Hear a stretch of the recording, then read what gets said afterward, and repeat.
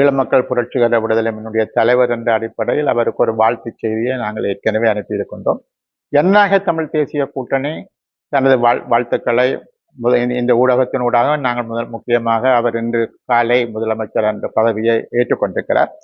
ஆகவே எங்களுக்கு ஈழத்தமிழ் மக்கள் சார்பாக முதலாவதாக நாங்கள் எங்களது ஒரு முழுமையான வாழ்த்துக்களையும் அவர் அடுத்த 5 வருஷங்களுக்கு தமிழகம் இன்று இருக்கக்கூடிய நிலையிலிருந்து பலபடி முன்னேற்றகரமான நிலைக்கு தமிழகத்தை கொண்டு செல்வதற்கு நாங்கள் நம்புகின்றோம். அவர் கடுமையாக அதற்கான வேலைகளை செய்வார் என்று நாங்கள் எதிர்பார்க்கின்றோம். என்று சொன்னால் அவர் அரசியல் ரீதியாக பார்க்கிற பொழுது அவர் முதன்முறையாக அரசியலுக்கு வந்திருக்கிறார் என்ற அடிப்படையில் தமிழகம் இந்தியாவில் ஏறத்தாழ பல்வேறுபட்ட துறைகளில் ஒரு முதன்மையான ஸ்தானத்தை கொண்டிருக்கிறது. ஆகவே அடுத்த கட்டத்தை நோக்கி இன்னும் அதற்கு மேலதிகமாக அடுத்த கட்டத்தை நோக்கி தமிழகத்தை வழிநடத்துவது என்பது ஈழத்தமிழ் மக்களுக்கு ஒரு முக்கியமான விஷயமாக நாங்கள் கருதுகின்றோம். தமிழகம் அப்படி முன்னேறுகிற பொழுது அருகில் இருக்கக்கூடிய ஈழத்தமிழர்களுக்கு அது நிறைய வாய்ப்புகளை உருவாக்கும். அது கல்வியிலும் சரி, ஈழத்தினுடைய பொருளாதார அபிவிருத்தியிலும் சரி, அது பல்வேறுபட்ட தாக்கங்கள் கலை கலாச்சாரம் பண்பாடுகளிலும் சரி, அது பல தாக்கங்களை உருவாக்கும். ஆகவே அந்த வகையில் திரு யோசப் விஜய் அவர்கள் நிச்சயமாக நான் நம்புகின்றேன். அவர் ஏற்கனவே ஈழத்தமிழர்களுக்காக குரல் கொடுத்த ஒருவர்.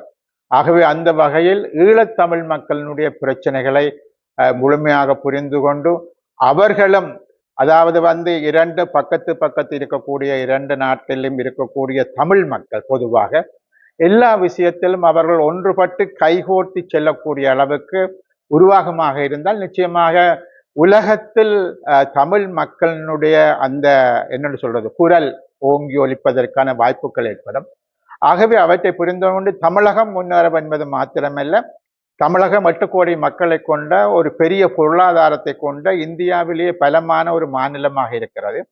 ஆகவே அந்த மாநிலம் ஈழத்தமிழ் மக்களுக்கு கை கொடுப்பதனூடாக ஈழத்தமிழ் மக்களும் அவர்களுடன் இணைந்து பயணிக்க முடியும் என்று நாங்கள் எதிர்பார்க்கின்றோம்.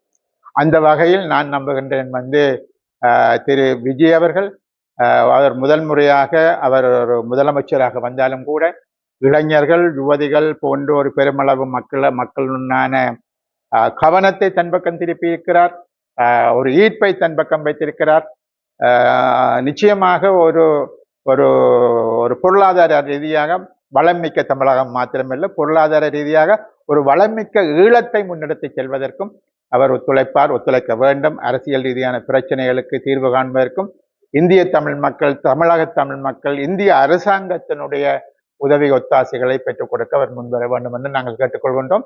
எங்களை பொறுத்தவரையில் ஈழத்தமிழ் மக்கள் எல்லோருமே அவர் முதலமைச்சரான தமிழகத்தினுடைய முதலமைச்சராக வந்ததற்கு மீண்டும் நாங்கள் அவருக்கு எங்களது வாழ்த்துக்களை தெரிவித்துக் கொள்வோம்.